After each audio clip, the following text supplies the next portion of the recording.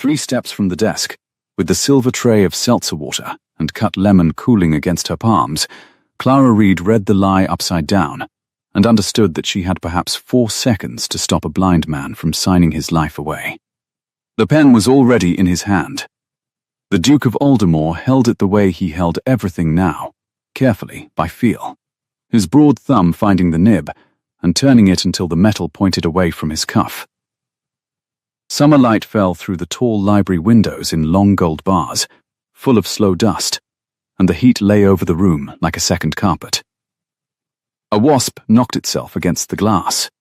Somewhere below the terrace, a scythe went through long grass, with a wet, rhythmic hiss, and the whole warm world smelled of beeswax and old leather and the sharp green of the lemon she carried. "There," said Mr. Vane, and his voice was smooth as poured cream. "Just at the foot, Your Grace, where my finger rests." A formality. The renewal of the Tarnacre leases, exactly as we discussed, and the small loan against the Michaelmas rents to clear the late Duke's accounts at Hoer's. That was what he said. That was not what the page said.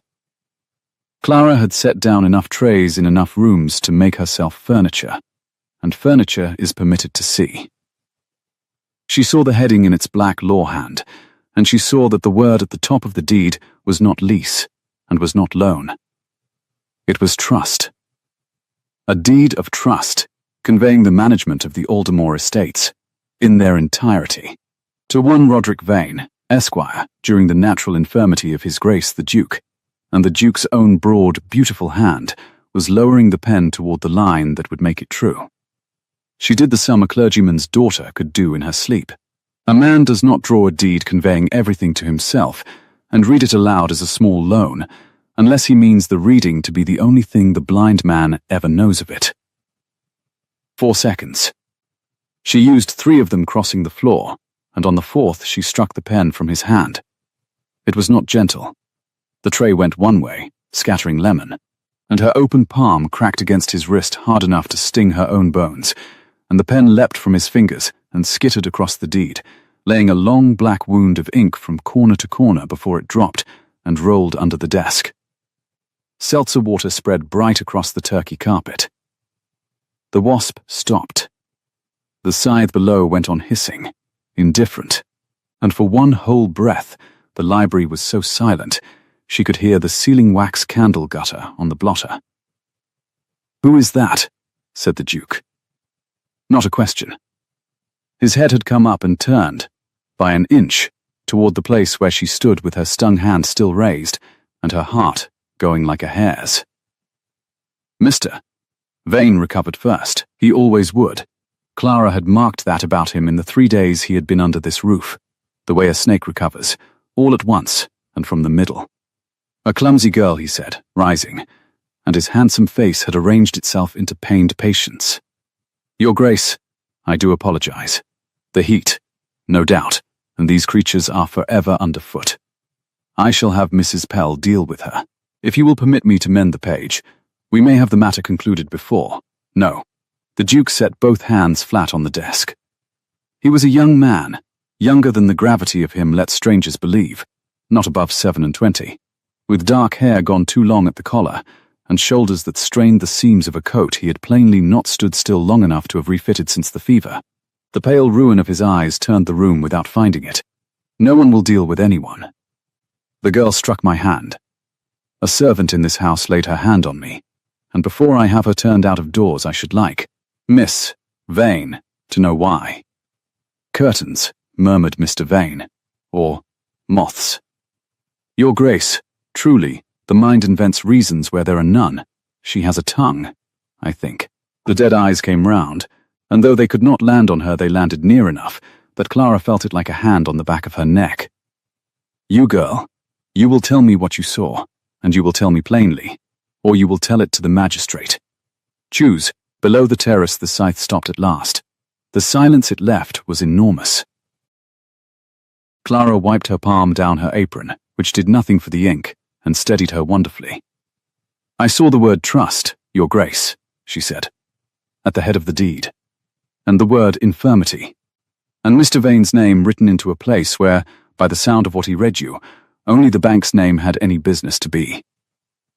She heard Mr. Vane stop breathing. It was a small sound and a large one. A housemaid, he said, and the cream had curdled, who reads lawhand. Your Grace, you cannot be.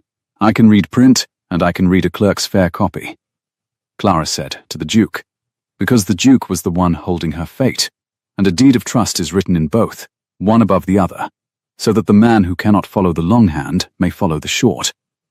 Mr. Vane read you the short. He did not read you the long. The long does not say loan. The Duke's jaw moved. He was very still, the stillness of a man holding a great weight level, so that it will not show how much it costs him. Bring it here. Your Grace, Mr. Vane. The two words came down like a portcullis. You will sit. You will fold your hands. You will be quiet in my house, or you will be quiet outside it. The girl will read. Clara stepped over the spilled water and lifted the ruined page. Her ink had spoiled the foot of it, but not the head, not the body, not the claws that mattered, and her hand, she was furious to find, was shaking. So she pressed the deed flat against the desk to hold it still, and bent into the gold light, and read. She read it all, the wearers, and the wearers, and the wearers, the dry little hooks of the law, and then the clause itself, slow and clear, the way her father had taught her to read a thing aloud when the sense of it mattered more than the speed, that the management, rents, sales, fellings, leases, and disposition of the entire Aldermore estate, real and personal, should pass to Roderick Vane during such time as his Grace remained, by reason of his affliction, unable to oversee his own affairs, which time, the clause went on, in the flat voice of men who write traps, Mr. Vane himself should be the sole judge of. She stopped. The candle hissed. Read the last again, said the Duke. Which time Mr. Vane himself should be the sole judge of, Clara said. The Duke of Aldermore laughed once, without any humour in it at all, a short hard sound that seemed to surprise him as much as it surprised her. The sole judge, he said softly. So I should have been infirm, Miss Vane, until you decided otherwise. Which is to say, until the chapel vault had me. He turned the dead eyes toward the other man. You read me alone. It is a customary instrument. Mr. Vane had not sat. He stood by the window with the light behind him, so that he was only a fine black shape, and his voice had gone careful and low, feeling for the ground. Every great house with a master under some disadvantage employs such a, Your Grace, you are taking the word of a kitchen girl over the word of the man your own father trusted with. My father trusted you with the wine merchant's bills, said the Duke, and you have made yourself very free of the leap from there to my whole inheritance in the 11 months since I have been unable to watch your hands. He straightened. He was a tall man, and rising to his full height he seemed to take up half the room, and Clara understood for the first time, watching the breadth of him fill the window light, that whatever the fever had taken it, had not taken the part of him that had once made other men careful. You will leave this room. You will leave this house by the morning. And you will leave that deed precisely where it lies, because I find I have a sudden wish to keep it. Your Grace is making a grave mistake. I have made several, said the Duke. I am told it is how one learns. Good day, Mr. Vane. For a moment Clara thought the man would not go. She saw his beautiful face turn, saw the light slide along his jaw as he looked at her. Really looked. The long measuring look a man gives a thing he means to settle accounts with later, and she made herself meet it, because to drop her eyes now would be to tell him she was afraid. And she was, and he must not know it. You read lawhand, mister, Vane said to her, pleasantly, for a girl who carries trays. He gathered his hat and his gloves from the side table with no hurry at all. How very interesting. I shall think about that, I expect, a great deal. And he bowed to the Duke, who could not see him bow, and he went, and the door closed behind him with the soft, expensive click of a latch that has never once been allowed to slam. The library let out its breath. The scythe started again below. The Duke stood holding the edge of his desk. Now that the audience was gone, Clara could see what the standing had cost him. A fine tremor ran along his forearm, and a muscle worked at the hinge of his jaw, and the splendid stillness was only stillness now, the held kind, the kind that is 1 degree from coming apart. "Sit down, Your Grace," she said, before she could remember she was a housemaid and he was a duke. "You have had a shock, and the heat is murderous, and there is no one here to see you do it but me, and I shall not tell." His head came round. "I beg your pardon. There is a chair behind your right knee. I am not going to watch a man fall down out of pride when a chair will mend it just as well." She heard her own voice, and was appalled at it, and could not stop it. It was her father's voice, the parsonage voice, the one that had run a sick room, and a poor box, and a difficult vestry, and she had not used it in 3 years of being furniture. "Sit. Please." He sat. The breath went out of him. For a moment he simply held the arms of the chair, and the gold light moved over the ruin of his eyes, and Clara saw that they had been grey, once, a clear, deep grey, before the fever clouded them. "What is your name?" he said. "Clara Reed, Your Grace." "And how long, Clara Reed, have you been carrying trays in this house and reading the documents on my desk?" "8 months. And I do not read the documents on your desk." She set the fallen pen back in its tray and began, because her hands needed something, to gather the bright scatter of lemon. "I read that one, because Mr. Vane was telling you it said a thing it did not say, and I have a great impatience, Your Grace, with men who tell other people what is written when those other people cannot check. It is the worst sort of theft. It steals from a person the one thing the page was made to give them, which is the truth of it, in their own time, without having to take any man's word." The Duke was quiet. Outside, a blackbird had begun to sing in the limes, careless and gold, and the smell of cut grass came in thick and sweet on the warm air, and somewhere far off in the house a door opened, and feet came hurrying. Mrs. Pell, surely summoned by the crash, 11 minutes too late as the upstairs always was. "You are not a kitchen girl," said the Duke. "I am a housemaid, Your Grace. Second housemaid. I lay fires, and I carry trays, and I turn the blind side of the linen up, so it wears even." She paused with the lemon in her apron. "I was something else. Once. It does not signify." "It signifies to me," he said, "that the man my father left to mind my affairs has spent the better part of a year reading me false, and the only person under this roof to catch him at it is a second housemaid who would rather I thought her furniture." He turned the dead grey eyes toward the door, toward the hurrying feet. "It signifies to me a very great deal, Clara Reed, and I am afraid you have made your life considerably more difficult by it, because I am not going to let you go back to laying fires." The footsteps reached the door. The latch lifted. "Your Grace," Clara began, and her heart had started its hairs run again, because she heard in his voice the closing of a door behind her, the particular click of a thing that cannot be unlatched. "I think you should consider that the man who just walked out of this room will not have walked far." "No," said the Duke of Aldermore. "I imagine he has walked exactly as far as the gun-room, or the steward's office, or wherever a clever man goes to decide how to ruin a girl who has seen too much, which is precisely why you are not leaving my side." The door swung open on Mrs. Pell's round, alarmed face and her ring of keys, and the Duke lifted his head toward the sound of it without the smallest hesitation. "Mrs. Pell Reed is no longer a housemaid. As of this afternoon she reads to me, and she reads my correspondence, and she does not leave this wing without my knowing where she has gone. Have her things moved up. And send to the stable.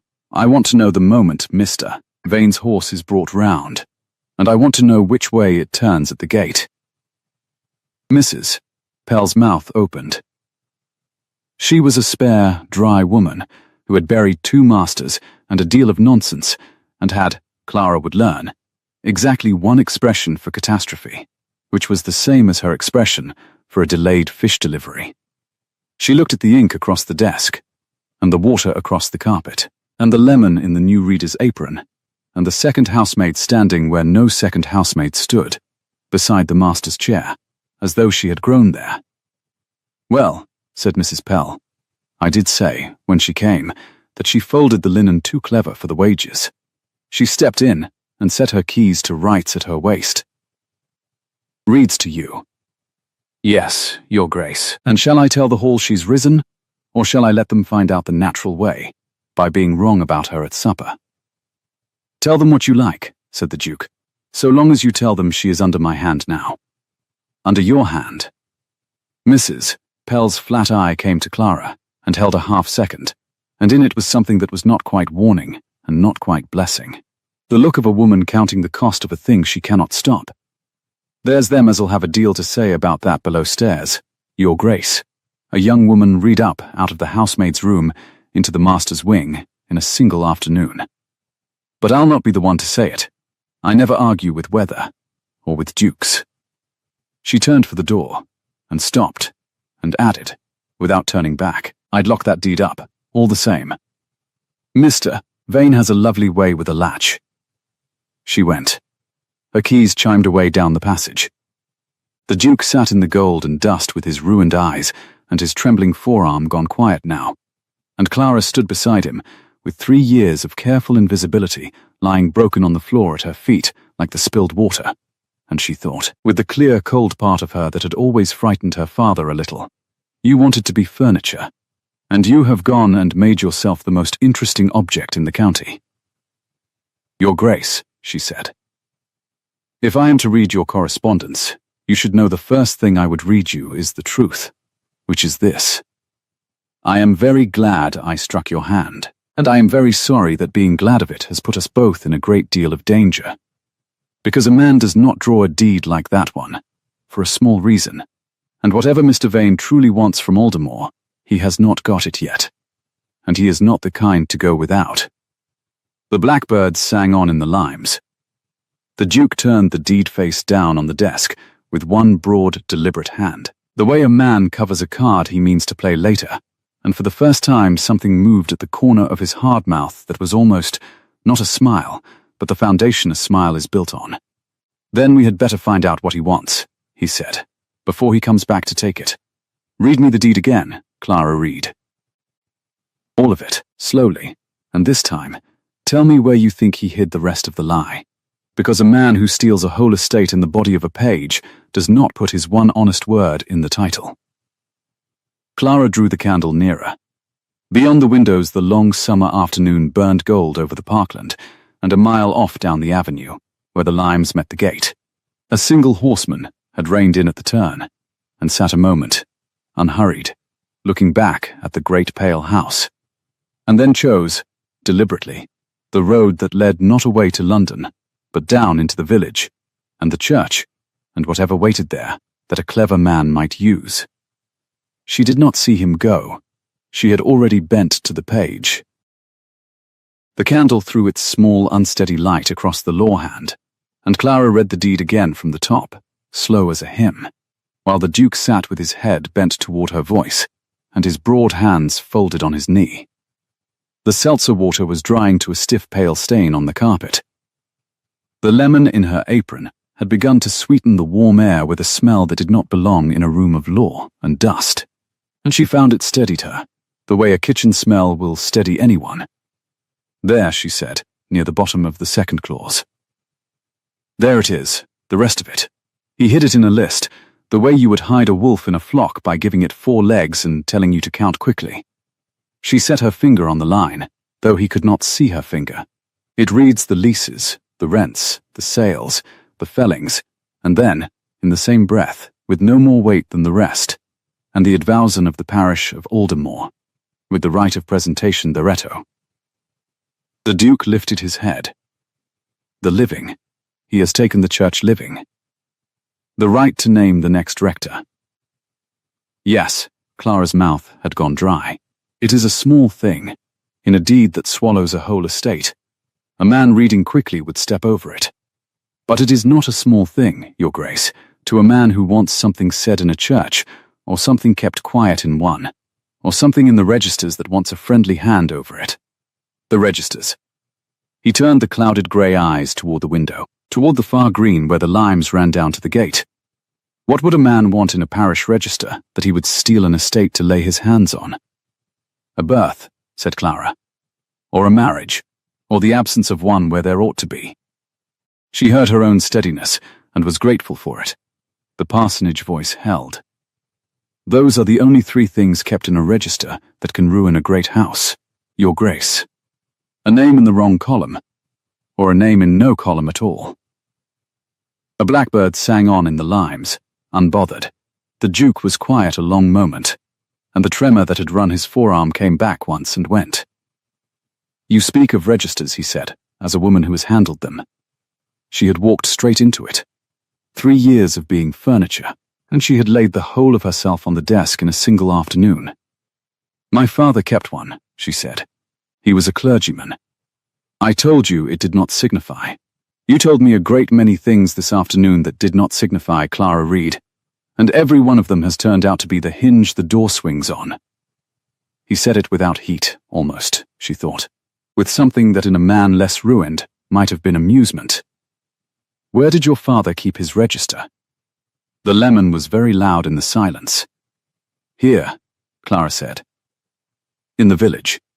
He was rector of Aldermore, Your Grace. He held the living you have just discovered Mr. Vane is trying to steal. She made herself say the rest, because half a truth was Mr. Vane's trade, and she would not deal in it. I grew up in the rectory at the foot of your park. I have laid your fires for 8 months and carried your trays, and I never told a soul in this house that I knew the church it stands beside better than I know the kitchen. Because a housemaid with a history is a housemaid asking to be sent off, and I had nowhere left to be sent. The Duke turned the full ruin of his face toward her. For the first time he reached, deliberately, found the edge of the desk, and then the air, and then, when she did not move away, the cuff of her sleeve, 2 fingers only. The way a man reads the title of a book by its spine. So the rector's daughter lays fires in the great house, he said, and the steward steals the rector's church. And neither the Duke nor the thief knew the one person in the county who could read the deed was already standing in the room, holding the lemons. The corner of his hard mouth moved. I begin to think God has a sense of arrangement, Clara, and that he is not above showing it off. It surprised the laugh out of her before she could stop it. A short, undignified sound, gone as fast as it came. But he heard it, and something eased a fraction in the set of his shoulders, as though her laughing had told him a thing he had wanted to know and had not been able to ask. You may laugh, he said. It is more useful to me than weeping, and I have had a year of people weeping at me as though I had mislaid my eyes down the back of a chair. He drew his fingers back from her cuff. Read me the witnesses.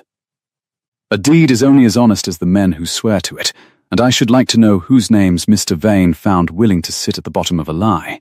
Clara bent to the foot of the page, where her own spilled ink had crawled, and worked the names out from under the stain. The first she did not know. The second made her stop, with the candle hissing, and she heard her voice change before she had decided to let it. The second witness, she said slowly, is Josiah Pell. Pell? The Duke went very still. Mrs. Pell has a brother. She has a son, Your Grace. Clara set the page down. The warmth had gone out of the gold light, or out of her.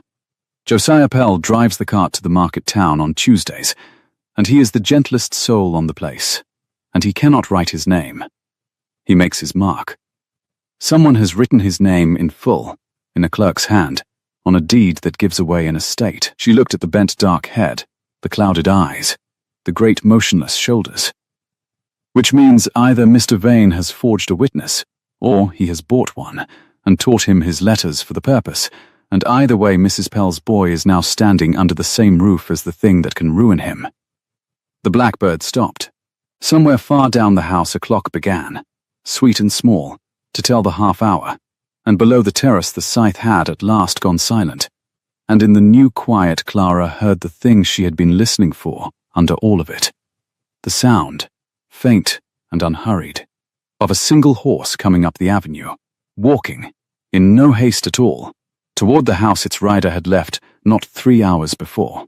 Your Grace, she said. He has come back. The Duke rose. He did it slowly this time, with one hand to the desk, and there was no tremor in him now at all. Whatever the fever had spared had come fully awake. "Of course he has," he said. "He has had 3 hours to decide I am a man who can be managed, and he is coming back to manage me. Cover the deed, Clara. Put the candle out, and stand where I can find your voice. Not behind me, where he will think you are hiding, and not beside me, where he will think you are mine. In front of the window.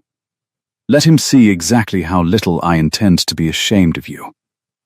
She did as he said, and her heart had begun its hair's run, and she pressed the cold deed flat to her ribs, under her crossed arms, where no clever hand could reach it.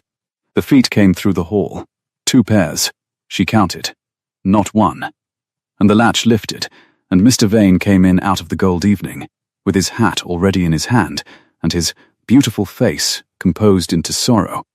And behind him, stooping a little under the lintel, came a stout, pink, perspiring gentleman in a coat too heavy for July, with a chain across his waistcoat and a leather case under his arm, and the unmistakable, apologetic, self-important bearing of a man who has been told there is trouble and has dressed for the importance of it. "Your Grace," said Mr. Vane, gently, "I have brought Sir Hugh Mallander. I think you know Sir Hugh. He is the magistrate for this division, and a very old friend of your late father's, and I am afraid I could not, in conscience, leave this house tonight without him." Aldermore, Sir Hugh's voice was kind and damp, and full of a terrible, comfortable certainty. "My dear boy, my very dear boy, I knew your father 25 years. This grieves me more than I can, but Vane has told me what passed here this afternoon, and a thing of this kind cannot be let to stand. It simply cannot. You understand me, I am sure." "I understand," said the Duke, "that 2 men have walked into my library uninvited, and one of them is breathing through his mouth. Beyond that, Sir Hugh, you have the advantage of me. Tell me what cannot be let to stand." Clara saw Mr. Vane's mouth curve, the smallest amount, in the half-light. "Your Grace," he said, "struck a bargain with grief, this past year, and grief is a hard creditor. I have watched it. We have all watched it, below stairs and above, with the greatest sympathy. The fits of temper, the hours alone in the dark, the sudden, fixed, immovable conviction, forgive me, I would not say it if it did not love you, that those nearest you mean you harm." He turned his handsome head towards Sir Hugh, and his voice dropped into a register of pure, polished regret. "This afternoon a servant girl struck his Grace's hand from a contract, a perfectly ordinary contract, the renewal of leases, drawn by his own father's solicitor, and rather than have her corrected, his Grace dismissed his steward of 15 years on the word of a housemaid he had never spoken to before today. Sir Hugh, I put it to you as his father's friend. Is that the act of a man fit to manage 12,000 acres? Or is it the act of a man whom the affliction has begun, very gently and very sadly, to lead?" The room held its breath. Clara understood, with a cold that ran clean down to her shoes, exactly what they had come to do. Not to charge her, not to take the deed. They had come to take the Duke himself, to write him down, in front of a willing magistrate, as a man whose own judgment could no longer be trusted, so that no signature of his, refusing or accepting, would ever bind anything again. "You mean to have me declared of unsound management," said the Duke, into the quiet. He had not moved.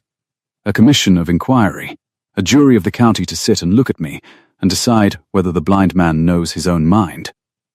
And while they sit, months, is it, Sir Hugh, such a commission?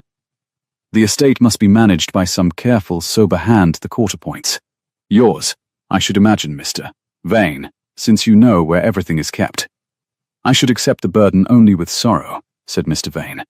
"I am sure you would weep all the way to the strong room."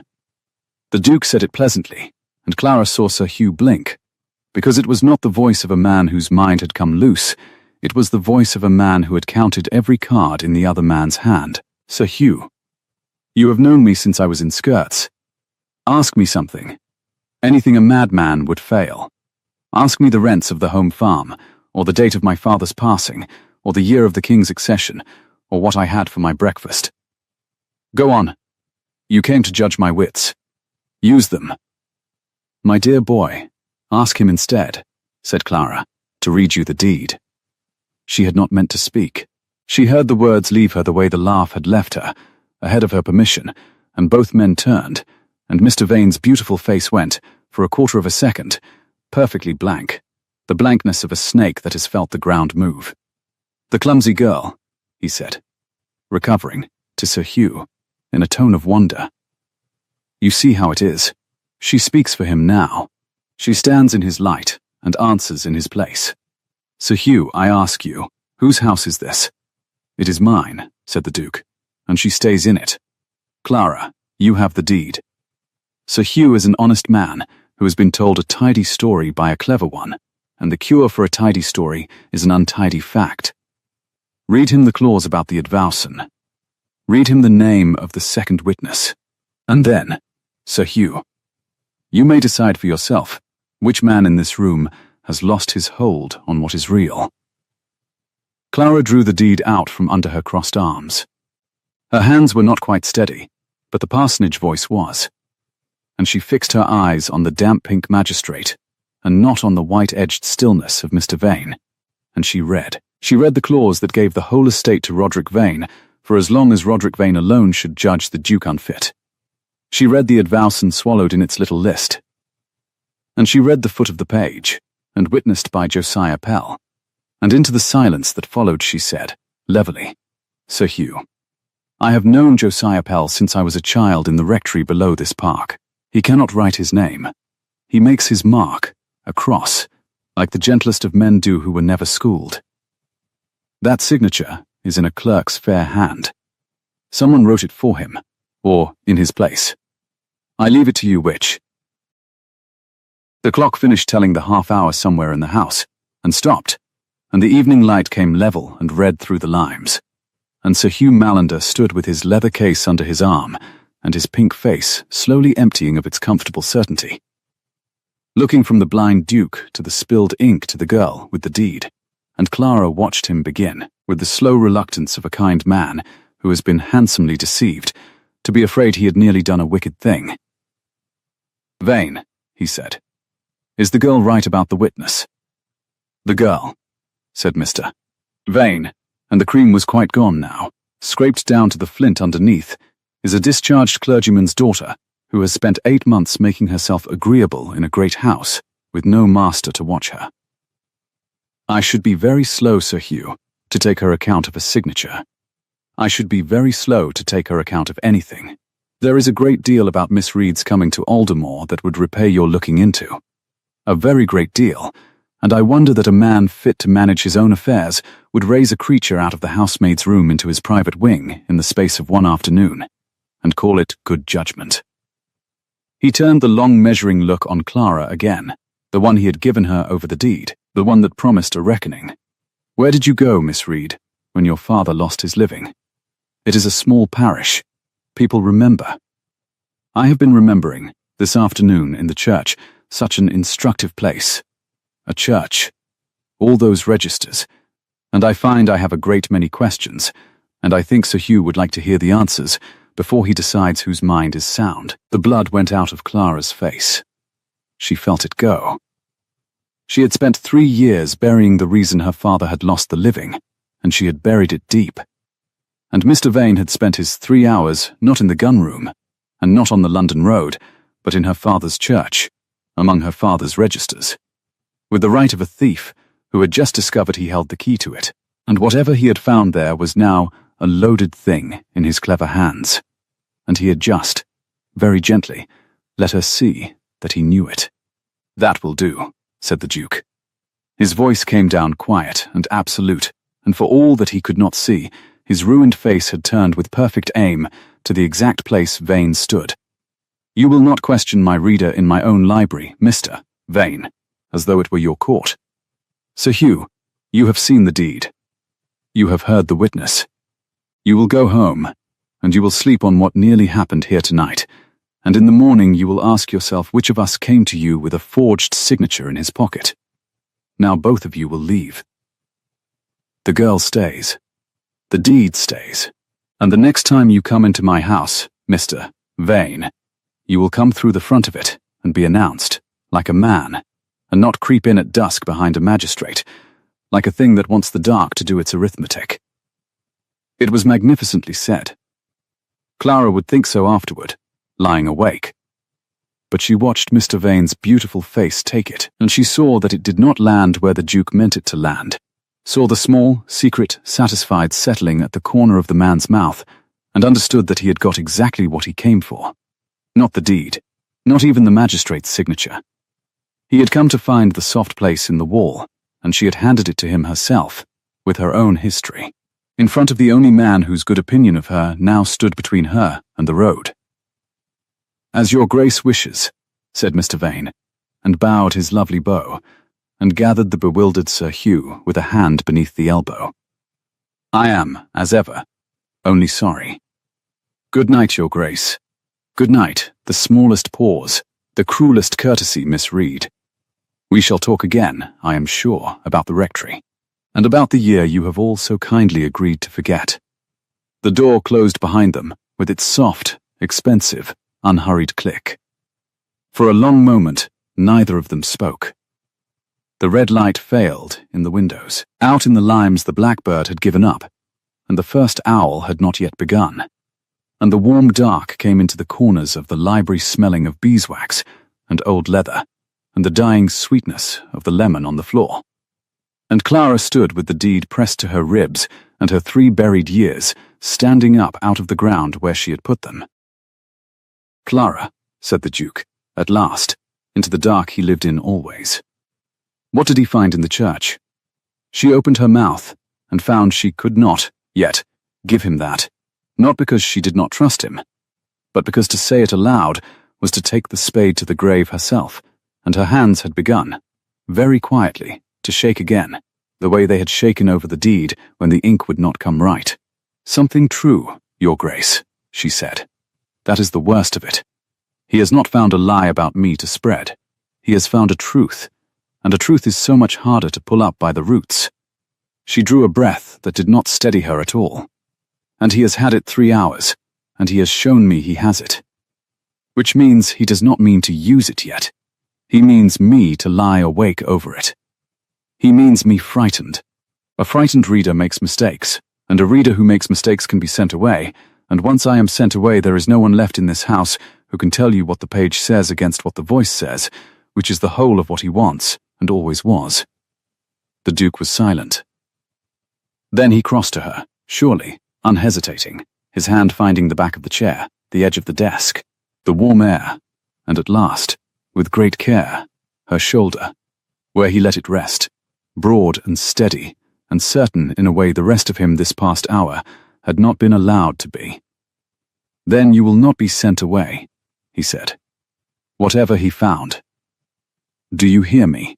I have spent a year being read false by a man with both his eyes, and this afternoon a girl with nothing in the world but a clear voice and a clergyman's stubbornness gave me back the truth of a page, and I am not such a fool, Clara Reed, blind as I am, that I cannot tell which of you to keep." His hand tightened, once. "But I will not have a weapon held over you in my own house and not know its shape. So you will tell me, when you can. Not tonight. When you can. And until then we will lock the deed away, and we will lock the door, and tomorrow you will take me down to that church yourself, and we will find out exactly what Mr. Vane has been reading in the dark." Below in the village, faint across the cooling park, a single church bell began to toll the hour, and Clara, who had grown up under that bell, who knew its cracked low note as she knew her own pulse, counted the strokes by habit, and felt the cold close fully over her. Because the hour it was telling was wrong. It was striking, slow and deliberate into the summer dark, a peal that belonged to no service and no hour at all, the peal her father had used, in the old days, to call the parish together when something had happened that the whole village must be told at once. Someone was ringing the bell of Aldermore Church. And there was only one man in the county tonight who had just bought himself the right to stand in its tower. The strokes came slow and wrong, and Clara counted them against her own pulse the way she had counted them as a child at the rectory window, but no hour she had ever lived ran to 15, 16, 17, and still the bell tolled on, deliberate, unhurried, each note let to die all the way down into the warm dark before the next was drawn up after it. "Stop," she said. "Listen." The Duke had gone to the window with his hand along the sill, his blind face lifted to the sound as though he could find the tower in it. "A bell," he said. "There is a service I have forgotten, or a fire. It is neither." Her mouth had gone dry as the chalk of a kid glove.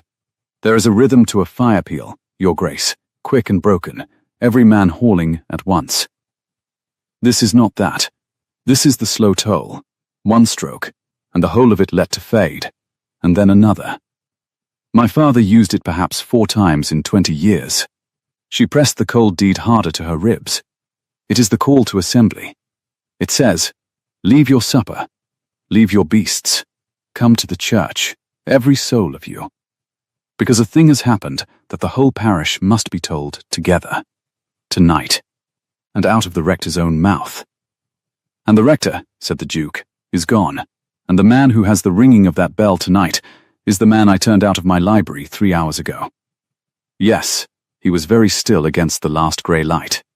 Below in the village the toll came again, and Clara felt it travel up through the floor of the great house, through the soles of her shoes, into the bones of her, a sound older than her grief, and woven all through it. He is calling the village, the Duke said slowly, to hear something. About me.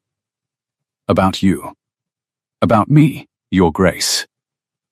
The truth of it sat on her like the heat. He spent his 3 hours in the church, among my father's registers, and now he is ringing my father's bell to gather my father's people, and he means to tell them, in the place where they will believe it most, whatever it is he found. She heard her own voice thin, and steadied it by force. He said we should talk again about the rectory. About the year you have all agreed to forget. He is not going to wait for me to lie awake over it after all. He is going to spend it tonight, in front of everyone, before you can lock a single door. The Duke turned from the window. There was no tremor in him now. Whatever the fever had left him with had gone hard and cold and certain. Then we will not give him an empty church to fill with his own voice. Ring for Mrs. Pell. I want the dog cart, and I want it at the door before that bell has finished. And I want Josiah Pell found and kept in this house, behind a locked door if it takes one. Because if Mr. Vane has thought of using that boy's forged name tonight, the kindest thing he intends for him is the worst. Your Grace, she crossed to the bell pull and gripped it, and did not pull. If you go down there blind, into a churchyard full of frightened people that he has had 3 hours to turn, you give him exactly the picture he wants. The mad Duke, led stumbling into the dark by the housemaid who answers in his place. He will paint it for Sir Hugh, while you are still finding the light gate. I know precisely the picture he wants. The corner of the Duke's hard mouth moved, that foundation a smile is built on. I have spent a year being painted. The trouble with a portrait, Clara, is that it cannot answer back. He held out his hand toward the sound of her. Open, certain, I have the advantage of every soul in that churchyard tonight. The dark is the one country in England where I need no guide, and they are all about to find themselves strangers in it. Now ring the bell. The small one. The one inside the house. She pulled it, and somewhere below a wire sang, and she went to him and put her hand under his, and felt the broad warm certainty of it close over her cold fingers, and for one breath neither of them moved. I am afraid, Your Grace, she said, because she had decided this afternoon she would not deal in half-truths. So am I, said the Duke of Aldermore. It is a great improvement on the last 11 months, when I felt nothing at all but my own ceiling. Come, let us go and be frightened usefully. The dog-cart came round wet-wheeled and quick, the pony's breath loud in the cooling air, and Josiah Pell, found, thank God, asleep over his own boots in the harness-room, and not yet stolen away, was set under Mrs. Pell's dry flat eye, and the bolt of the still-room door before Clara had climbed up. Mrs. Pell handed the Duke his stick, and said nothing about any of it, only, to Clara, low, with her keys gathered still at her waist. Mind the third milestone. The verge gives way there in the wet, which was the nearest that spare woman would ever come to a blessing, and Clara took it as one. Then the lane, and the dark, and the bell. It was a clear, short summer night, the kind that never wholly lets go of the day. The west still held a band of deep bruised rose above the black line of the limes, and the hedges breathed out the heat they had drunk all afternoon, meadowsweet and dust and the green of cut hay, and under it the cool river smell rising as they dropped toward the water meadows. Bats stitched the air over the lane. The pony's hooves came soft on the dry chalk, and at the third milestone, Clara felt the wheel sink and pulled the rein, and the Duke's shoulder came warm and solid against hers as they tilted and righted. "You drive," he observed, "like a woman expecting an ambush." "I drive like a woman who knows this lane in the dark, Your Grace, which I do, every rut of it, because I walked it 4 times a day for 19 years. The bell tolled, nearer now, the cracked low note she knew as she knew her own name. There, hear how it falls off at the end of the stroke. The bell has a flaw in the lip, a hair's crack my father would never pay to have recast, because he said a flaw you know is worth more than a perfection you have to learn. I used to lie in my bed and tell the hour by it. And now a thief is ringing it.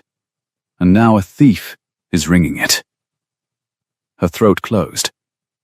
"I did not think, Your Grace, when I struck that pen out of your hand this afternoon, that I should be back under this bell before the night was out, with the whole of what I left behind waiting in the churchyard to be read aloud to me." She heard the self-pity in it and cut it off. "Forgive me, that is no use to you." The Duke was quiet a moment, swaying with the cart.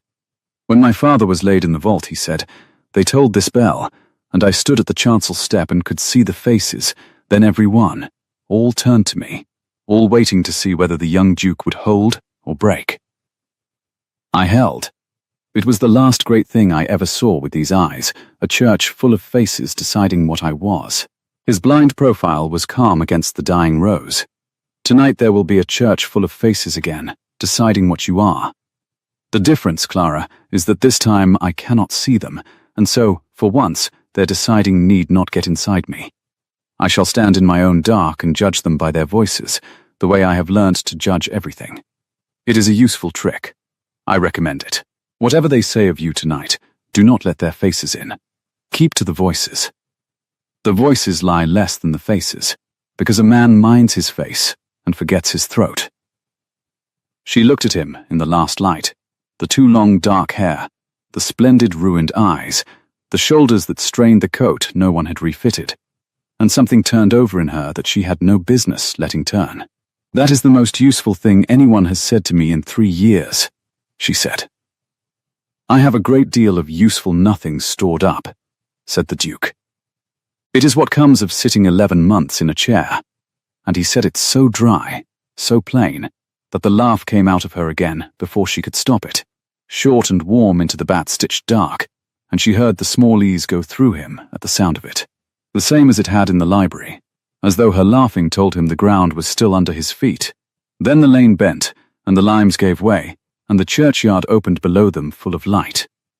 They had brought lanterns, the village, 12, 2 dozen, set on the flat tops of the table tombs and hung from the like gate and held up in working hands, so that the whole low green hollow of the dead swam with moving gold, and the squat grey tower stood up black against the last of the sky, with the cracked bell still tolling in its head. Clara had never seen the churchyard so peopled since her father's own committal. She knew every face the gold light found. The Hartleys, old Mother Sefton, the Smith and his boys, Tom Carrow, who had carried her father's coffin and wept doing it. They had come because the bell told them to come, and they stood among the leaning stones with the particular hush of country people who have been summoned and not yet told why, and at the head of them all, on the chancel porch step, where her father had married and buried half the hollow, with a lantern set at his feet so that the light came up his handsome face from below and made of it something carved, stood Mr. Vane. Sir Hugh Mallender stood a pace behind him, pink and damp and unhappy. his leather case clutched to his heavy coat like a man holding his own conscience shut. The cart stopped at the light gate. The bell gave one last stroke and let it die, and into the enormous tolling silence that followed Mr. Vane's smooth voice rose, pitched to carry, warm with sorrow, every word a coin, laid down with care. Good people, I am sorry past saying to call you from your suppers. You know me. I have managed this estate and served this house 15 years, and there is not a roof in this parish I have not sat under. I would not have rung that bell for any small thing. He let it settle. But His Grace your Duke is not well. You have all seen it, this 12-month, and loved him too well to say it. The fits of dark, the hours alone. And today the sorrow deepened, perfect, terrible. Today, on the word of a servant girl, a girl new come, and little known, he cast off the man his own father set to guard him, and put that same girl in her place over his household and his very papers. I ask you, who knew his father? Is that the Duke we knew? Or is it a sickness, walking him gently toward the edge of his own ruin, that wants our love and not our silence to pull him back? A murmur went through the lantern light, low, troubled, the sound of good people being handed a grief shaped to fit their hands. And then the Duke came down out of the cart. He did it without Clara's arm.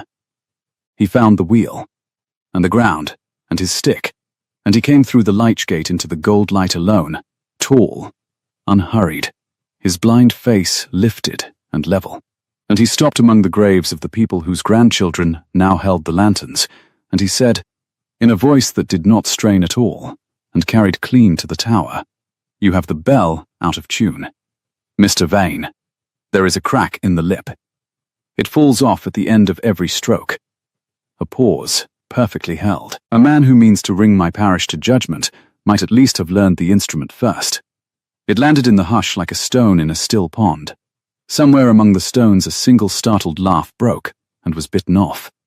Clara saw it go through them, the small loosening, the doubt blown sideways, and saw Mr. Vane feel it go, the carved face on the porch step holding its sorrow by main force.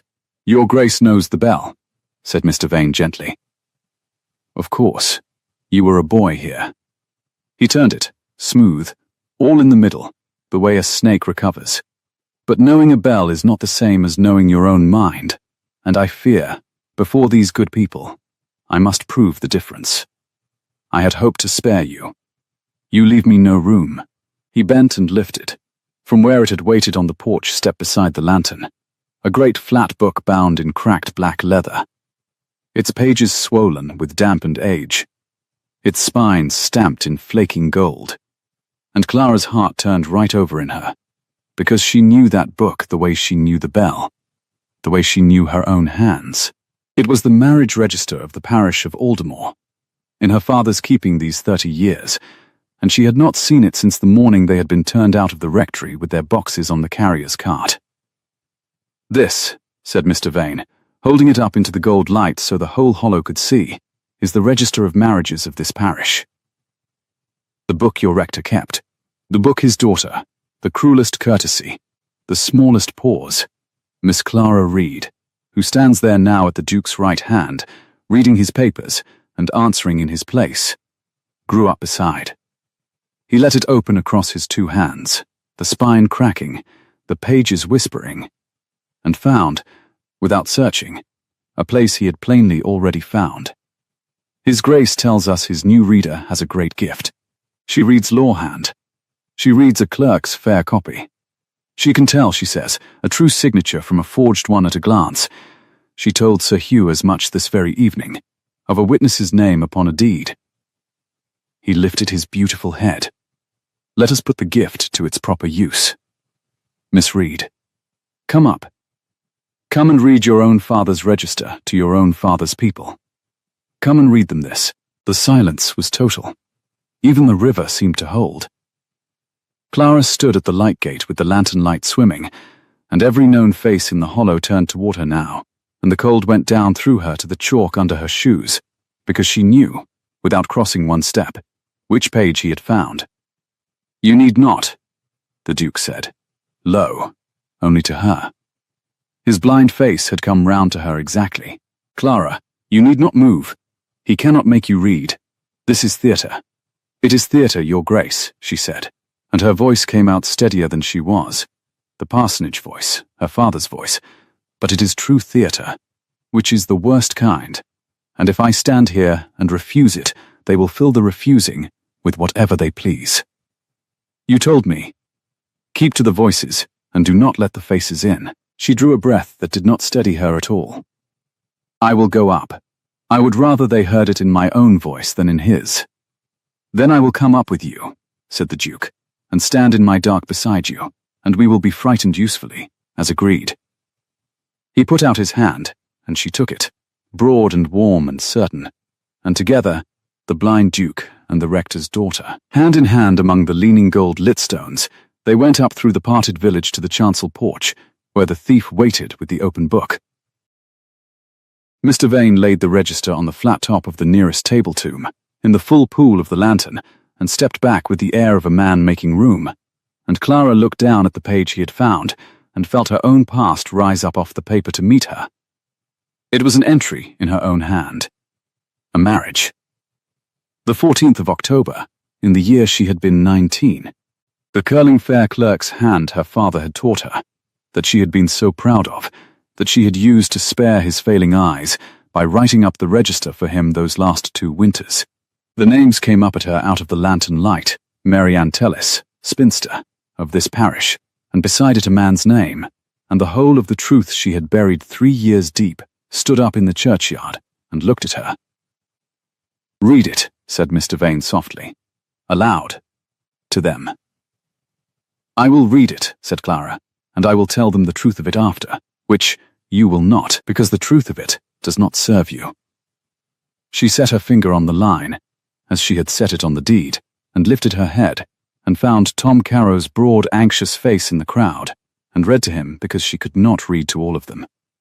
"Married in this church by banns, the 14th day of October, Mary Ann Tellis, spinster of this parish, and William Hartley, labourer of this parish." Her voice did not break. "It is signed by the rector, my father, and the hand of the entry, the writing of it, is mine." The murmur rose, confused, because half the hollow knew Mary Ann Tellis and William Hartley and their 3 living children, and could not yet see the wound in it. Mr. Vane could. Mr. Vane lifted one finger, gentle as a man correcting a child. "And was there a marriage, Miss Reed," he said, "on the 14th of October that year?" The cold closed fully over her. "No," she said. "There was not. There was no marriage." He said it to the crowd. Sorrowful, devastating. The rector's own daughter has written, into the holy register of this parish, in her own clever hand, a marriage that never took place, a false thing. In the truest book the church keeps. And when it was found, for it was found 2 winters later, by the visiting archdeacon, it was her father who answered for it. Her father who lost his living and his roof and went out of this parish, in disgrace with his daughter beside him, and was in his grave within the year. He turned his carved and lantern-lit face slowly across the whole hushed hollow. That is the witness his grace has set over his household. That is the gift he trusts above the man his father trusted 15 years. A girl who, when it suited her, forged the most sacred record in this church, and now stands at a blind man's elbow, and tells him, and tells Sir Hugh, and tells you, whose hand on a paper is true, and whose is false. I leave it to you, good people. I leave it to you. He had done it beautifully. Clara would know that, lying awake, if there was any lying awake left after tonight. The murmur had turned. She could hear it turn. A low tide going out, faces she had known all her life closing against her one by one in the gold light, and she stood with her finger still on the false line of her own making, and felt the road open under her again, the carrier's cart, the boxes, the long going out. And worst of all, worst past bearing, she felt the Duke's hand still in hers, and could not make herself look up to learn what his face was doing, because his face was the one face in the hollow she had let herself begin to need. "Clara," said the Duke, She kept her eyes on the book. Your Grace. Look at me. You cannot see whether I do. No, he said. But you can, and that is the half of it that matters. Look at me, and tell me the rest. He has given them a true thing shaped to lie. You told me yourself this afternoon a truth is harder to pull up by the roots, so pull. I am not going anywhere. I have nowhere I would rather stand than exactly here, in my own dark, holding the hand of the only person in this churchyard who has yet told me a single thing I could check. His fingers tightened on hers, once, deliberate, in front of them all. Tell them why. She looked up at him then. The lantern came up under his ruined grey eyes and his too long hair and the broad-set jaw, and his blind face was turned to her with an absolute, unshakable attention, and the tide of murmuring faces fell away from her, and there was only the voice, as he had taught her, and the voice had not closed against her at all. So, she pulled. Mary Ann Tellis, she said, loud now, to the whole hollow, the parsonage voice ringing clean off the grey tower, was a maidservant at the Grange, and she was to bear a child, and the man who had promised her marriage took the king's shilling and marched with his regiment to Ireland and sent no word.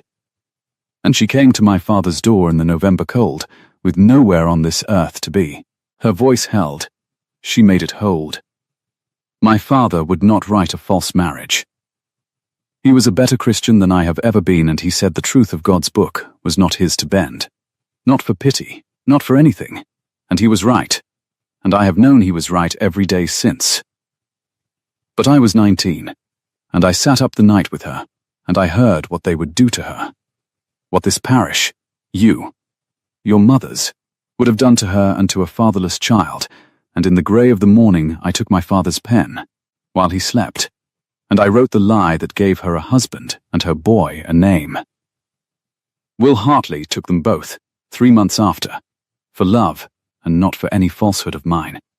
But by then, the lie was in the book, and I had put it there, alone, and my father never knew it was my hand until the archdeacon laid it before him. The hollow had gone utterly still. And he took the blame, Clara said, and now her voice did break, once, and she let it, because there was no more use pretending. He stood before the archdeacon, and he would not give me up. He let them believe it was his own failing, rather than see his daughter ruined, and he lost his living for it, and his roof, and the bell he had rung for you 4 times in 20 years, and he was gone within the 12th, with the disgrace of it on him, a disgrace that was mine. So Mr. Vane has the truth, every word. I forged that line. I am exactly the thing he says I am. But I will tell you what I have learned by it. Since you are all here to learn something tonight, she turned from the crowd to the carved and waiting face on the porch step. I learned what it costs to read someone false. I have spent 3 years paying for one lie written out of pity. And that, Mr. Vane, is the very reason I struck the pen from His Grace's hand this afternoon. Because I, of all the souls in this county, know exactly what a man takes from another when he tells him a page says one thing while it says another. You chose the wrong forger to make your witness. You chose the only one in England who would rather lose everything twice than do it again. It hung there. Will Hartley's name was in the crowd. She heard a woman begin, somewhere among the stones, to weep, and she knew, the way you know the turn of a known bell, that it was Mary Ann herself, and that the weeping was not against her. But Mr. Vane only smiled, slow and satisfied, the small secret settling at the corner of his beautiful mouth that she had seen in the library and dreaded, and she understood, with the floor going out of her a second time, that he had not lost the throw at all. He had never wanted them to hate her. He had wanted them to know. How movingly told, he said gently, to Sir Hugh. Only to Sir Hugh now, the crowd already used and set aside. And every word, you observe, an admission. She forges, she owns that she forges. She has stood in a churchyard full of witnesses and confessed, in her own voice, that she will put a false thing into a true record when her heart instructs her to. He spread his lovely hands. Sir Hugh, I no longer ask you to weigh her word against mine concerning a witness's signature on a deed. I ask you to strike her word out of the scale altogether. A confessed forger cannot be heard upon a forgery, and a duke who sets a confessed forger over his household, his papers, and his very judgment, and who stands in a churchyard at midnight, holding her hand before his whole parish, the pause, the blade, is a duke, Sir Hugh, who can no longer be trusted to know a true thing from a false one, which is the whole of what I have said from the first. I rest it. I rest it with sorrow, but I rest it. And Clara saw it land where the library had not. She saw Sir Hugh Mallander's pink, unhappy face take it and hold it, and slowly, terribly, begin to agree. Saw the kind, deceived old man look at the blind young duke holding the forger's hand in the lantern light, and find, at last, the picture Vane had been painting for him all evening, hung straight, and finished on the wall. Aldermore, Sir Hugh said heavily. My dear boy, I think, I am very much afraid, that this has gone past what I can leave. There must be an inquiry. For your own protection. I see no help for it now. There is this help for it, said the Duke. He had not let go of her hand. He lifted his blind face to the magistrate, and his voice came down quiet and absolute into the gold, and the weeping, and the grey tower's shadow. You will not hold your inquiry on a forged paper, Sir Hugh, and the deed in my library is forged twice over, once in its body, where it gives my whole estate to a man for as long as that same man cares to call me mad, and once at its foot, where it carries the name of Josiah Pell, who cannot write, in a clerk's fair hand. Miss Reed named that forgery this afternoon, before you struck the pen. I mean, before she struck mine. You came tonight to learn whether her word on a false signature could be trusted. Mr.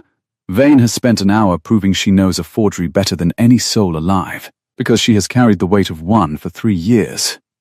He has made my case for me out of his own mouth. The corner of the hard jaw set. Open the register, Sir Hugh. Not to that page. To the deed. Bring the deed and the register and Josiah Pell into this church tonight, before all these witnesses, and let Miss Reed lay the false signature beside a true entry of the boy's mark, which stands not 10 leaves on in that same book where he was christened. Let the forger find the forgery. Then judge us both. For one shining instant Clara thought it would carry, thought the kind old magistrate, given a clean true thing to do with his hands, would seize it. But Mr. Vane closed the register. He did it gently, both hands, the cracked black covers coming together over her father's hand and her own, with the soft final sound of a latch that has never been let to slam. And he lifted the great book up against his heavy coat and held it there, and looked at the Duke who could not see him hold it, and said, in the smooth poured cream voice with all the flint shining up now through the bottom of it, the register is the property of the church, your grace, and the cure of this parish, by your own father's solicitor's deed, the advowson and the right of presentation thereto, is presently in question between us. Until the inquiry has sat, and the management of the estate is settled, I cannot in conscience let so precious a record out of the church's keeping, nor into the hands of a confessed forger, to do with as she did before. It will be locked in the vestry, where it has always lived, against the proper authority. You shall have it, the moment the court appoints a hand to hold it. He smiled his beautiful smile into the dark the Duke lived in. I am sure your grace understands. One cannot be too careful with the truth. And he turned, with the only proof in the county pressed safe against his chest, and carried it back through the lantern light toward the black mouth of the church porch and the vestry door beyond it, the one door in all the hollow that he had just, this afternoon, bought himself the key to. Stop him, Clara said, to Sir Hugh, to the crowd, to anyone, and heard how thin it came. A forger's word, weightless now, falling among the stones with no one to lift it. Tom Carrow shifted and did not move. Mary Ann wept on. The lanterns burned. And the vestry door opened on its dark and took the register in, and shut, and she heard across the still churchyard the small particular click of a key turned home in a lock that had been her father's, and was her father's no longer. The Duke's hand was the only warm thing left in the world. "He has it," Clara said. Her voice had gone to almost nothing. "The deed proves his lie, and the register proves Josiah's, and now he has the one, and I have only just told the whole county why no one need believe me about the other. He has locked the truth in the one room he owns, and made me the one witness the court will throw out of the door. There is nothing left to fight him with, Your Grace. He has not beaten us. He has tidied us away." "No," said the Duke of Aldermore, very low, only for her, while the village began to break and murmur and gather their lanterns and drift away from them up the dark lane like a tide going out and leaving two figures on the stones. His blind face turned down to her. Certain, terrible, awake, he has done one thing more than that, Clara, and he is too clever by half to have seen it. He has shown me where he keeps it." His fingers closed hard over hers. A man who carries the only proof of his crime into a locked room and tells the blind man he may not have it, has just told the blind man precisely which door in England he must open before the inquiry sits. And he has forgotten, they all forget, that there is one country where I see better than any man with both his eyes. Far off up the hollow the last lantern bobbed through the light gate and was gone, and the grey tower stood up black and silent over them, with its cracked bell stilled, and below the churchyard wall the river ran on in the dark, and Clara stood among the graves of everyone who had ever known her name, holding the hand of the one man left, who had heard the whole truth of her and not let go, and understood that whatever they did now, tonight, before that vestry key found Mr. Vane's pocket, and the morning brought Sir Hugh's inquiry down on them both, there would be no road back from it at all. "The dark," she said. "The dark," said the Duke. "Sir Hugh."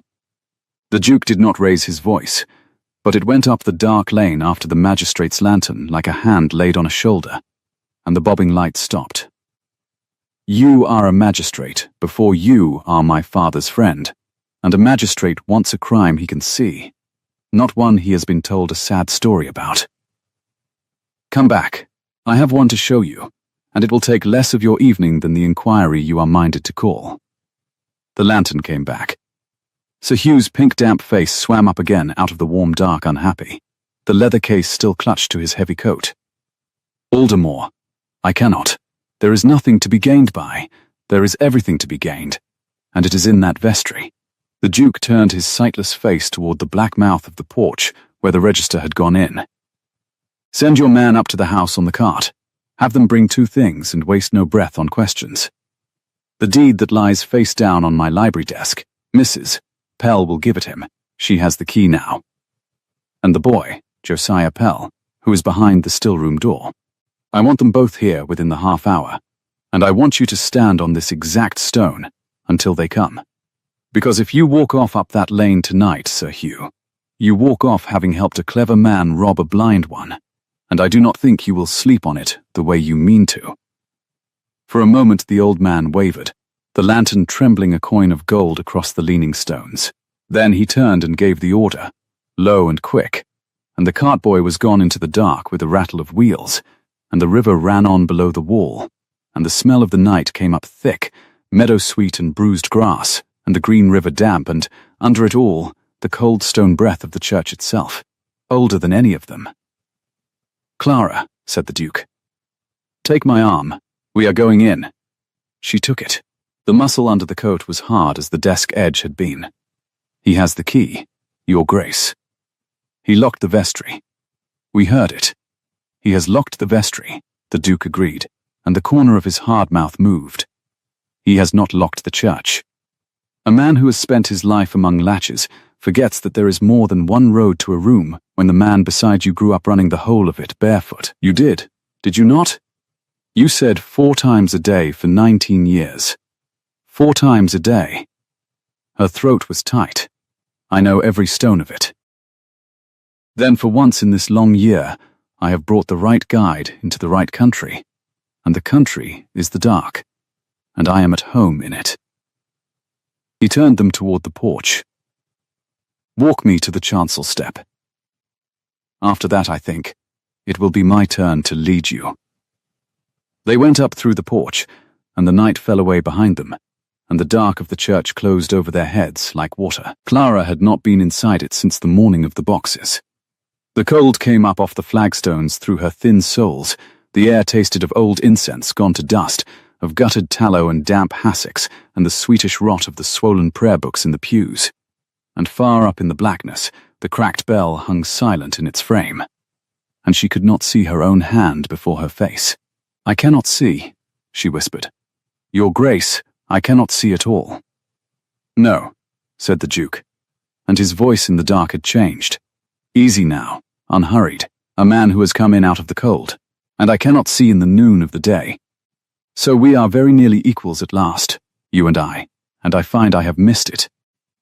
He let go of her arm, and she heard his stick touch the base of a pillar, once, light as a finger. "There is a step up to the chancel 3 paces before us. There is a brass let into the floor that rings hollow if you tread the center of it. Go to the left of it. The dead have feet too, and do not like to be trodden on.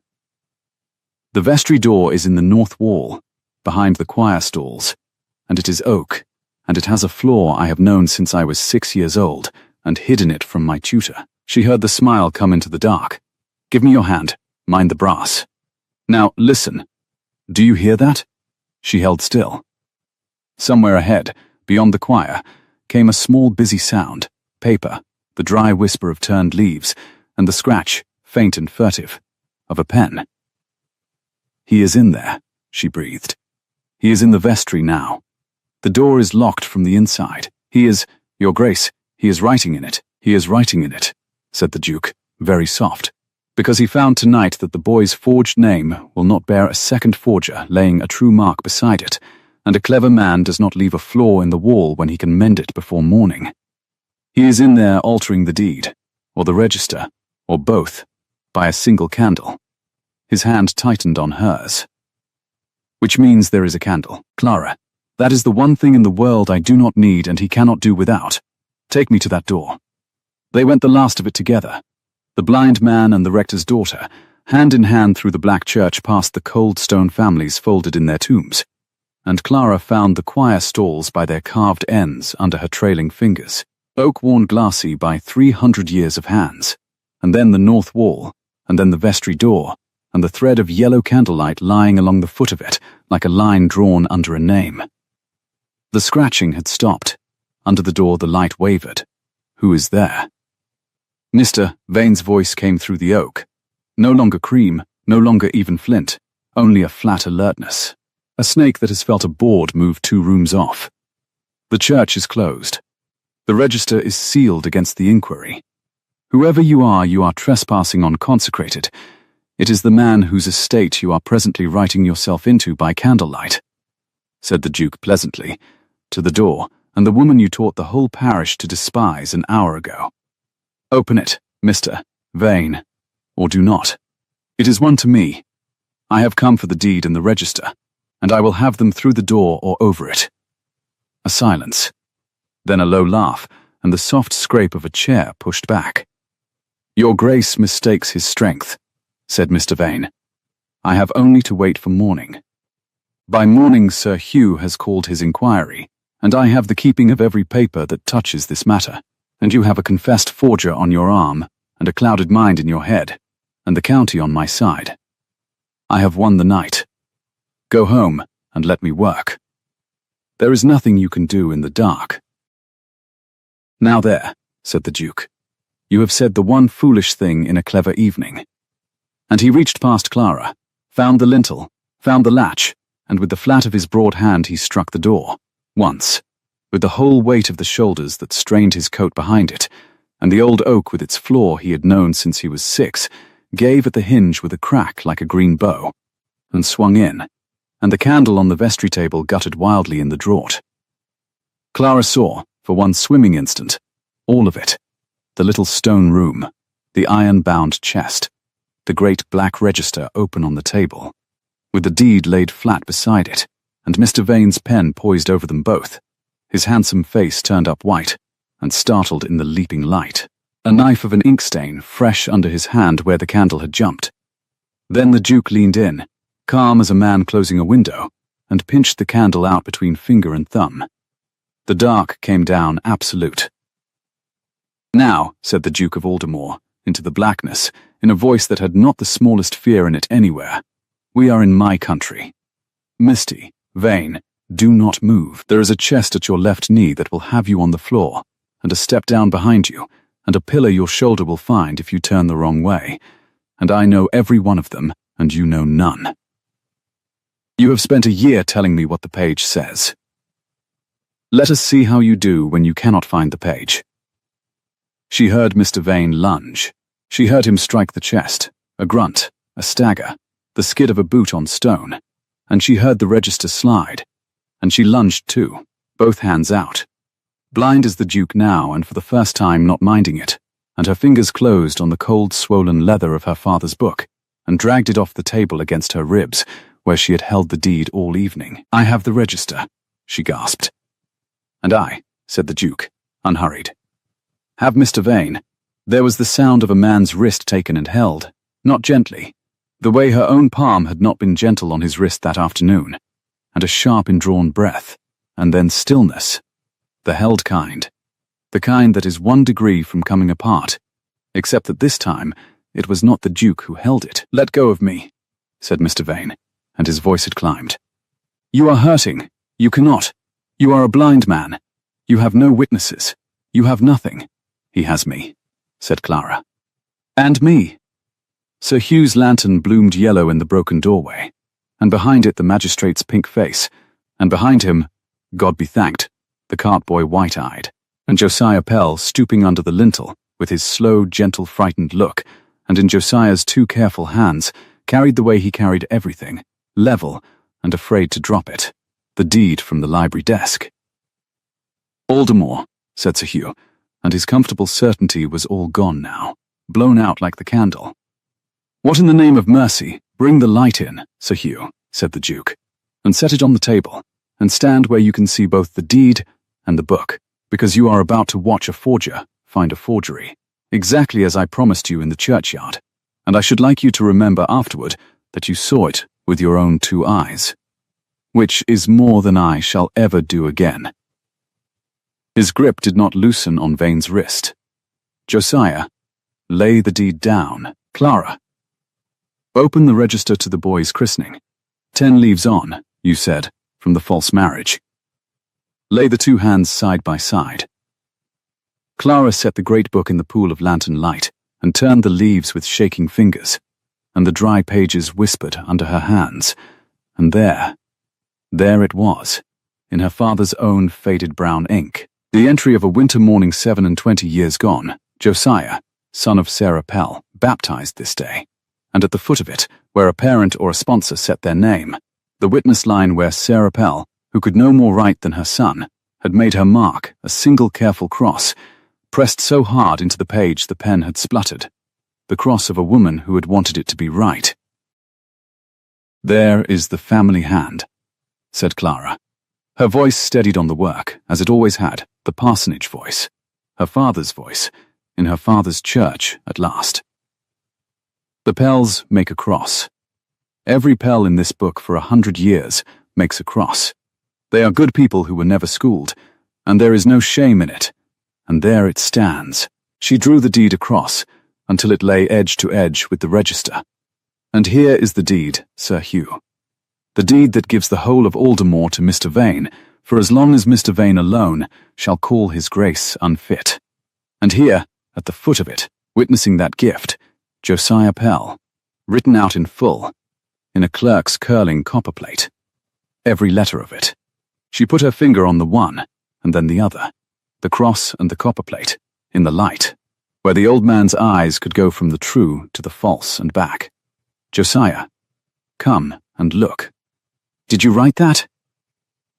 Josiah Pell bent his slow, gentle head over the deed, and his lips moved, and his big, careful hands hung at his sides, and after a long moment he said, in his soft, frightened country voice, "I can't write no letters, miss. You know I can't. I make my cross, like mother." He looked up, bewildered, at the lantern, at the magistrate, at the blind Duke holding the steward by the wrist. "That bain't my hand. I never put my hand to nothing.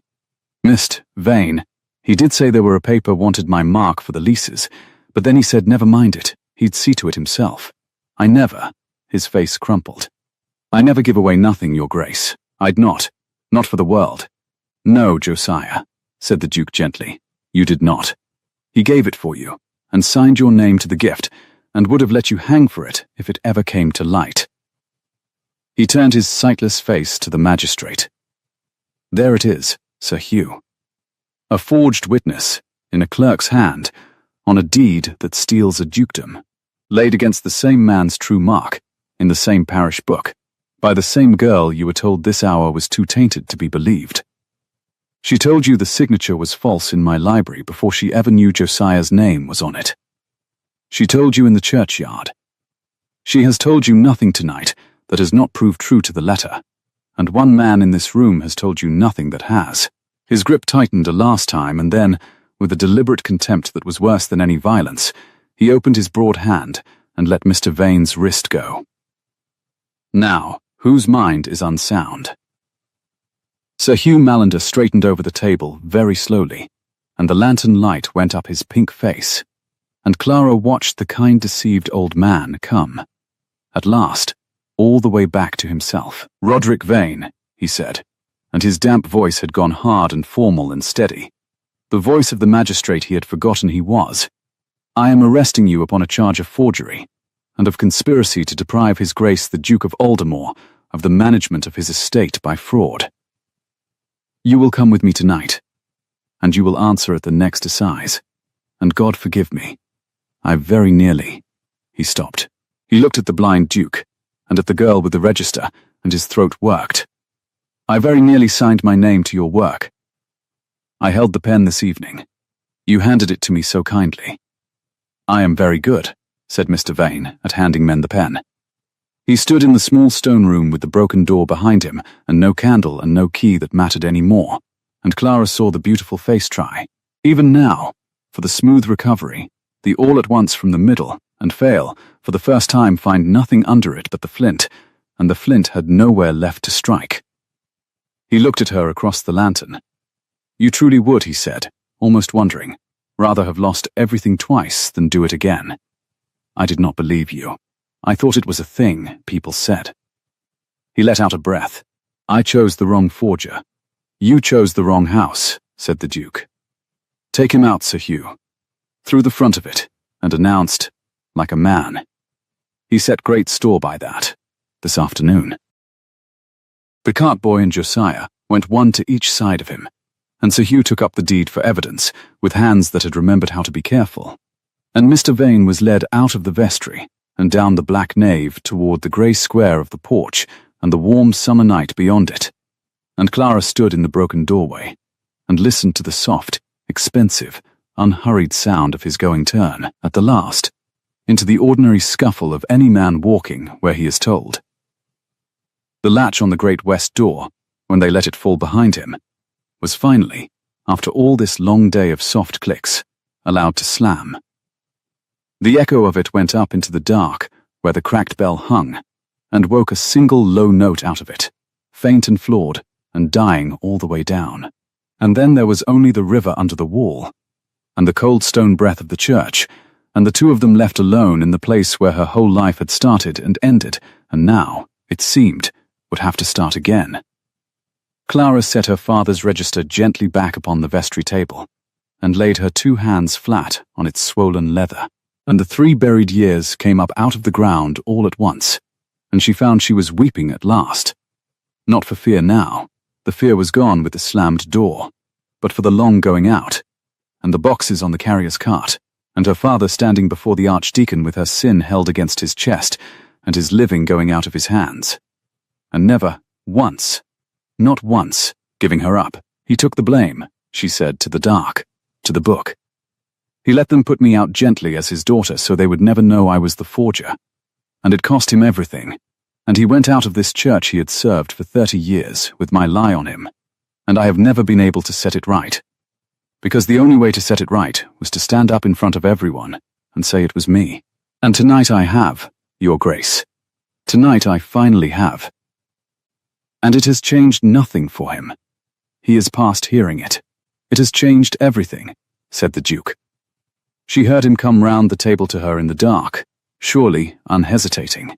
His hand, finding the chest, the table edge, the air, and then her shoulder, and then, when she did not move away, the wet of her face, 2 fingers only, reading her grief the way he had read the title of a book, by its spine. It has changed everything, Clara, because the people who heard you tonight will not forget it, and they will tell their children that the rector's daughter stood in his churchyard and took the weight of a thing she did out of pity, and would not let a thief use it. That is the story of you they will keep now. Not the lie, the standing up to own it. Your father did not lose his living for a forgery. He spent it. He spent it on you, gladly, the way a man spends his last good coin on the thing he loves most in the world. And tonight you have shown the whole parish what he bought with it. His thumb moved once across her cheek. He was right about the bell, too. A flaw you know is worth more than a perfection you must learn. He knew your flaw, and he loved you, and he chose you over his roof, and never counted it a loss. I have only known you a single afternoon, and I am beginning to understand the arithmetic. She turned her face up to him in the dark she could not pierce, and he lived in always. Your Grace, my name, he said, is Edmund. I should like, very much, to hear you use it, here, where there is no one to be scandalized but God, and I think he has already shown tonight that he has a sense of arrangement, and is not above a little scandal in a good cause. Edmund. It came out of her like the laugh had, ahead of her permission. I am a confessed forger, and a discharged clergyman's daughter, and 8 hours ago I was your second housemaid, and a man does not. A man does not, he agreed, as a rule. But I am not, as it turns out, much of a rule any more. I am a blind duke who was being read false into his grave by a man with both his eyes, and who was given back the truth of a page, and then the truth of a churchyard, and then the truth of his own house, by a girl who would rather be furniture than be seen, and who, when she was finally seen, turned out to be the only thing worth looking at in the whole county. His hand came round to the back of her neck, warm and certain and unashamed. I have spent a year in the dark, Clara, and I was so very tired of it. And you walked into my library with a tray of lemons and knocked the pen out of my hand, and the dark has not been the same dark since. I do not want a reader. I have 100 people who can read. I want the woman who struck my hand because she could not bear to watch a man be told a lie. Stay, not in my wing. Beside me, as my wife. I am asking very badly, because I cannot see your face to know if I should stop. You should not stop, she said. Then I shall not, said Edmund, and the corner of his hard mouth was no longer the foundation a smile is built on, but the smile itself, full and certain in the dark. And I find I love you, Clara Reed, which is a thing I had not planned on doing before supper, and have done very thoroughly since, and I should be obliged if you would say something soon, because a blind man in a vestry has no way at all to know he is not making a complete fool of himself. And Clara, who had buried her whole self 3 years deep, and dug it up in a single summer day, put her hands to the splendid ruined face she could not see, and would learn instead by every other sense she had, and said, I love you, Edmund. I have nowhere left to be sent, and for the first time in 3 years, I am glad of it, because the place I am is here. And in the cold dark of her father's church, with the broken register between them and the flawed bell stilled overhead, she found his mouth with hers, and the long going out, at last, came home. The lilacs were long over by the time it was done properly, but the roses had come, and they were married in the high summer in the church at the foot of the park, by the new rector, a sober young man Edmund had presented to the living the very week the advowson was restored to him, chosen for the single reason that he had wept when Clara told him the truth of Mary Ann Tellis, and said only, Your father did a hard right thing, and you did a soft wrong one out of love. And I do not know that God thinks as poorly of the second as the archdeacon did. The cracked bell rang them out. Edmund had refused, flatly, to have it recast. A flaw you know, he said, is worth more than a perfection you must learn, and besides, I am told it falls off at the end of every stroke, and I should like to be able to find my own wedding by ear. Mrs. Pell came up to the great house as housekeeper still, and buried her flat dry eye in a great deal of fuss about the linen, and was heard to remark to the new under-butler that she had said, when the girl came, that she folded it too clever for the wages. Josiah drove the cart on Tuesdays as he always had, and made his cross, and was prouder of it now than he had ever been, because the whole county knew his cross was the true one. Sir Hugh Mallender came often to dinner, and never once, to the end of his days, let himself off the hook of the evening he had held the pen, and was the gentler magistrate for it. And Roderick Vane answered at the assize for what he had done, and the management of Aldermore was found, by a jury of the county that looked the blind Duke in his sightless face, and heard him answer every question a sound man could answer, to have never for 1 hour left the hands it belonged in. On a gold afternoon a year on, with the scythe going through the long grass below the terrace in its wet rhythmic hiss, and the wasps knocking at the library glass, and the whole warm world smelling of beeswax and cut hay, the Duchess of Aldermore carried a tray of seltzer water and cut lemon into the library, where her husband sat with his head bent toward the sound of her step, and set it down, and read him the truth of every page upon his desk, slowly, in her own time, the way the page was made to be read. And when she had done, she put a slice of the lemon against his lip, so that he tasted the sharp green of it and laughed, and he caught her ink-stained hand, and held it, and the flawed bell told the hour wrong and beloved down in the village, and neither of them, this time, had the smallest wish to count the strokes. If this story warmed you, stay a while longer by the fire. Tell me in the comments which moment you'd have struck the pen for, and whether you'd have recast that cracked old bell, or kept its flaw, as Edmund did. Subscribe and light the bell beside it, so the next tale finds you when the candles are lit and the evening draws in. Until then, from all of us here at Adrian's Fireside, sleep well, and be kind to the quiet ones carrying the trays. They see more than anyone knows.